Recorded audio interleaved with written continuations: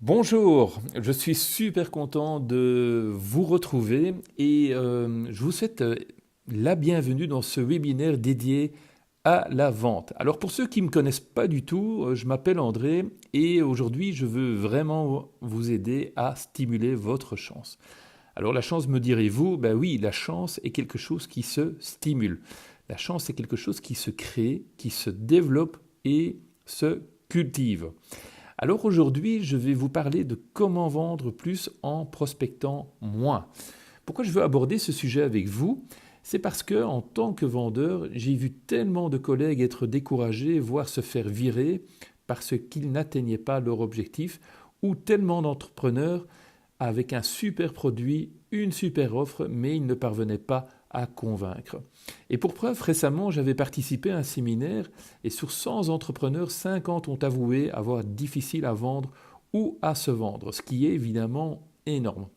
Par conséquent, beaucoup de vendeurs et entrepreneurs me disent qu'ils n'aiment pas la prospection, que ça ne marche pas, et je peux vous avouer que ils trouvent quand même pas mal de prétextes pour ne pas devoir le faire. Alors je vais vous révéler un secret. Je suis vendeur depuis plus de 20 ans et je me suis occupé de grands comptes. Mais moi aussi, je déteste vraiment la prospection. Vraiment. Alors, aujourd'hui, je vous donne quelques clés pour vendre plus en prospectant moins. Mais je vous en donnerai encore plus, et bien plus, et je vous montrerai comment les mettre en pratique lors de ma formation qui aura lieu le 6 et le 7 juin. Et vous pouvez vous inscrire sans tarder si vous voulez découvrir toutes les stratégies et toutes les techniques qui se cachent sur ce sujet brûlant. Le lien d'inscription s'affiche en bas de votre écran. Alors, sans plus attendre par rapport à ce webinaire, moi je vais aborder le premier conseil. Alors, ça va peut-être paraître pour vous surprenant et complètement déconnecté de la vente, mais en tant qu'entrepreneur dans le domaine B2B, ce qui est important, et c'est le premier élément que je mettrai en avant, c'est de bien définir vos valeurs et de définir votre personnalité. Alors vous allez me dire, c'est quoi le lien par rapport à la vente? Alors je vais vous dire quelque chose, c'est que ça y est, aujourd'hui vous êtes lancé comme entrepreneur, ou ça fait un petit temps que vous êtes entrepreneur, dans votre domaine d'expertise ou bien c'est votre passion. Et en fait, vous avez désormais deux jobs. Le premier, c'est évidemment votre spécialité. Et le deuxième domaine, c'est celui de être commercial. Alors, au fait, la vente, c'est quelque chose qui s'improvise, mais alors absolument pas. Votre succès va passer par deux axes essentiels. Il faut tout d'abord avoir un excellent état d'esprit et également de bonnes stratégies à mettre en place. Il faut bien se rendre compte que si on n'a pas un bon état d'esprit, on peut avoir toutes les techniques du monde ou bien toutes les bonnes stratégies, mais ça ne va pas le faire. Si par exemple vous n'avez pas confiance en vous, il est clair que les résultats que vous allez avoir, ça va transpirer évidemment la non-confiance en vous. Si vous avez peur de décrocher votre téléphone pour prendre un rendez-vous, comme on le demande d'ailleurs dans la prospection, il est clair que ça ne va pas le faire, hein. Donc l'état d'esprit est quelque chose qui est important parce que c'est tout le moteur qui va vous donner une direction dans tout ce que vous allez entreprendre d'un point de vue stratégique et technique de vente. Et il faut aussi évidemment se rendre compte que nos clients d'aujourd'hui, ils sont tous redoutables. Pourquoi? Parce qu'ils sont super bien renseignés par rapport au marché et aussi évidemment clairement grâce à Internet. Donc ce qui est important, c'est de bien définir vos valeurs tout d'abord pour justement faire respecter vos valeurs. Alors je vais vous donner un exemple. J'ai une amie qui a été engagée par une société dont la stratégie était d'avoir un management harcelant, contrôlant et donc de mettre les gens sous la domination totale du patron de cette société. Alors cette forme de management était tout à fait contraire à ses valeurs. Et évidemment, pour résultat, c'est très simple, elle a quitté cette société-là après 6 mois d'activité. Donc il s'agit donc des éléments au travers desquels vous allez juger si cela vaut vraiment la peine de démarcher un client et si un partenariat est judicieux ou non. Alors je vais vous donner un autre exemple qui m'est beaucoup plus propre. Par exemple, moi j'ai une valeur qui est importante à mes yeux, c'est le fait d'accompagner des personnes en vente pour les développer. Si une société devrait m'engager uniquement pour qualifier les bons et les mauvais vendeurs et décider de mettre les mauvais vendeurs à la porte sans leur donner une chance de développement, je ne prendrais clairement pas la mission. Pour moi, c'est une contre-valeur et donc pour moi, c'est quelque chose que je vais évidemment refuser immédiatement. Pour une deuxième raison aussi, c'est que je parle du principe que ma réussite passe par la réussite des autres. Donc je ne veux pas, me mettre en avant par rapport au fait que je suis quelqu'un pour dire les bonnes personnes à gauche, les mauvaises à droite, que du contraire, je suis là pour développer les personnes parce que je crois beaucoup dans le développement des gens et je pense que quelqu'un peut effectivement changer. Alors, autre point par rapport à ce thème, une vente réussie dépend évidemment de votre offre et de votre capacité à convaincre que votre offre est la plus pertinente, mais aussi et surtout dépend de votre personnalité, en particulier en B2B. Alors, il est clair qu'un client s'engagera plus souvent avec vous parce que vous êtes bien plus que le nom de votre enseigne. S'il n'y a pas de reliance, s'il n'y a pas de relation de confiance au travers de votre personnalité, ben c'est très clair, vous ne ferez jamais de business avec la personne. Pour les mêmes raisons d'ailleurs, on a toujours remarqué qu'un client vous quittera plus facilement parce que ce client se sent délaissé et que vous n'amenez pas votre expertise, votre valeur ajoutée personnelle. En fait, ça fait partie du top 3 des raisons pour lesquelles un client pourrait vous quitter. Alors, je vais vous donner un exemple. Vous savez comme moi que décrocher un job est une vente à part entière. Et on a tous un collègue ou un ami qui change de job avec une facilité déconcertante. Vous voyez, celui qui n'envoie jamais aucun CV et qui se fait embaucher à tous les coups. Fort est à parier que c'est pour sa personnalité et pour sa réputation et ses compétences qu'on le choisit. C'est exactement la même chose dans la vente. Ceux qui performent bien sont ceux qui vendent à des clients avec lesquels ils ont réellement envie de travailler. C'est pour ça que c'est super important d'avoir cette connivence au niveau des valeurs entre votre client et vous-même pour justement avancer dans un projet commun. Parce que c'est ça qui va donner du sens dans la collaboration.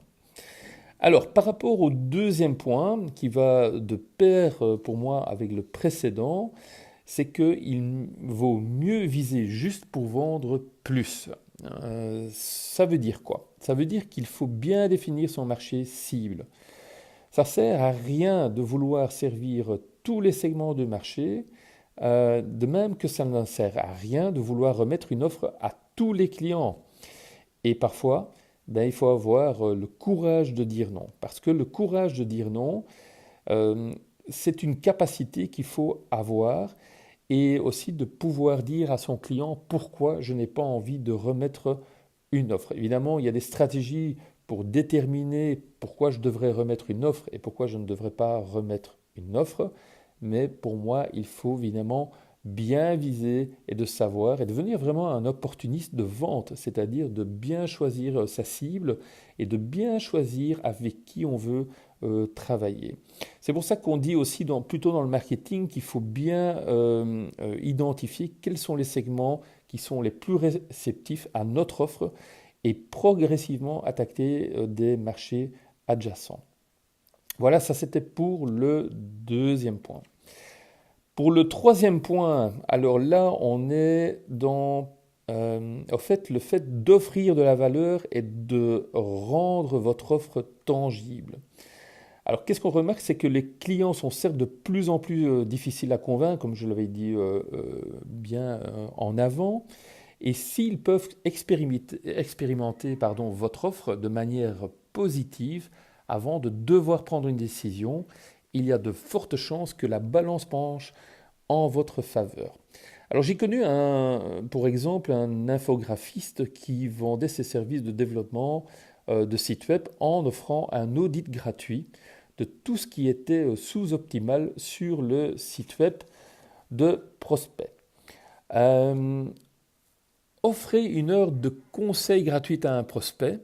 Votre argumentaire de vente deviendra soudainement plus limpide aux yeux de votre prospect. Il faut savoir que dans le processus d'achat d'un client, vers la fin de celui-ci, il va toujours avoir la question de votre prospect de se dire « Est-ce que je fais vraiment le bon choix ?» Alors la stratégie d'offrir votre temps au préalable pour du conseil va diminuer cette perception du risque. De plus, vous créez déjà la relation de confiance, élément primordial dans la vente et que j'ai déjà expliqué un peu en avant. Et il existe aussi une autre stratégie de prendre la part du risque sur soi. Alors il y a certaines sociétés qui le font en annonçant « si vous n'êtes pas satisfait, on vous rembourse ». En fait, c'est une façon détournée de dire « c'est pas vous qui prenez le risque, mais moi. Mais comme je suis tellement convaincu par mon service, mon produit, je n'ai pas de souci à prendre ce risque. » Alors voilà, nous arrivons tout doucement à la fin de ce webinaire. J'espère qu'il vous a plu et spécialement pour vous qui avez écouté le séminaire jusqu'au bout, je vais vous donner encore un bonus. Donc c'est un quatrième élément, c'est maîtriser les chiffres de vos clients. Alors vous avez déjà entendu cette phrase de la part de votre prospect ou de votre client qui dit « c'est trop cher ». Alors déjà, pour moi personnellement, il faut déterminer ce que le client entend par « c'est trop cher ». Trop cher, c'est par rapport à quoi? Est-ce qu'on parle d'être trop cher par rapport aux concurrents? Est-ce qu'on parle que c'est trop cher par rapport à son budget? On parle de quoi? Parce que en fonction de ce qu'il va dire, on aura des stratégies qui seront différentes. Si on parle du concurrent, la question qu'on va se poser, est-ce qu'on compare des pommes et des pommes ou bien des poires et des poires? Et par rapport à son budget, là on va être plutôt dans un plan financier, peut-être qu'on devra étaler les paiements par exemple.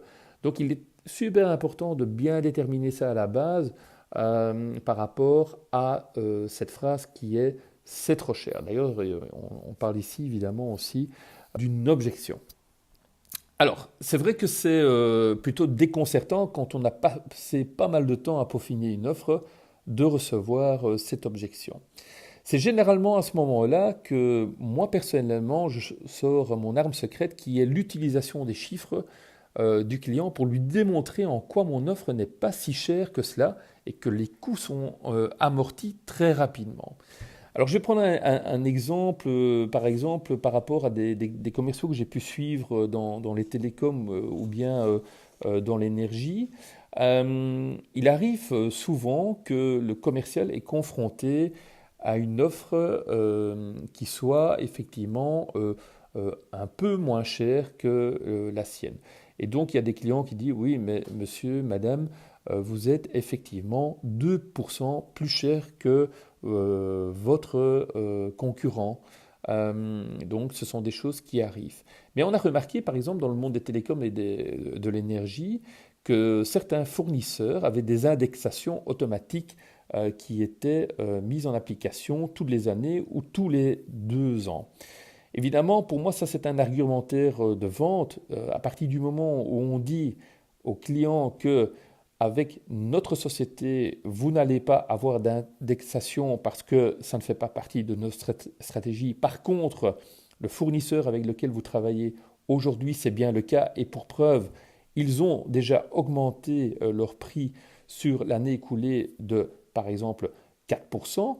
Il est évident qu'il faut prendre ça dans la balance pour faire en sorte de dire que finalement, on n'est pas 2% plus cher, mais bien 2% moins cher que le concurrent.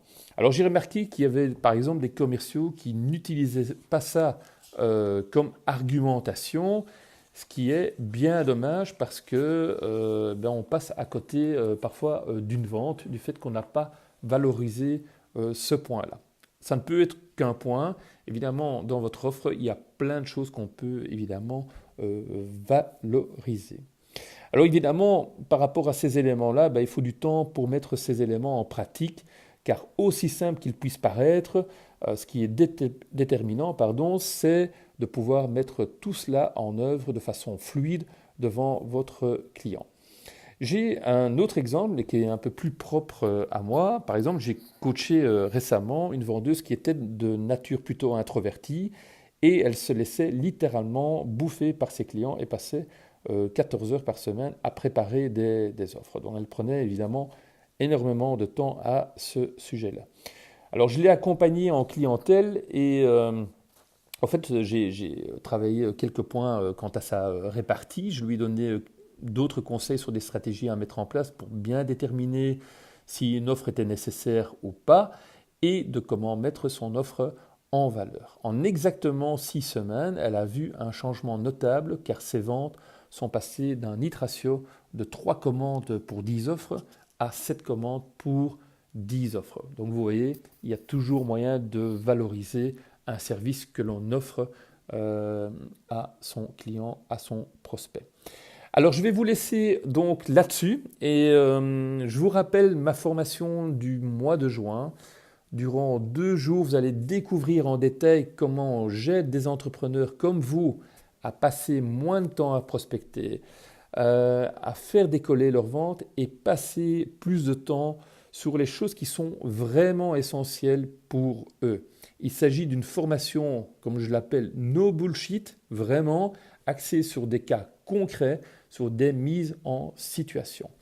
Je vous remets le lien d'inscription en bas de l'écran et je vous donne un deuxième cadeau. C'est qu'en vous inscrivant aujourd'hui, donc je dis bien aujourd'hui, vous ne payez que 499 € au lieu de 599 et en plus de ça, je vous offre 1 heure de coaching gratuite après la formation où on peut aller vraiment dans les détails avec votre business. Alors voilà, je vous laisse sur cela. J'espère que ce webinaire vous a intéressé et puis je vous dis à très bientôt et surtout d'excellentes ventes. Au revoir.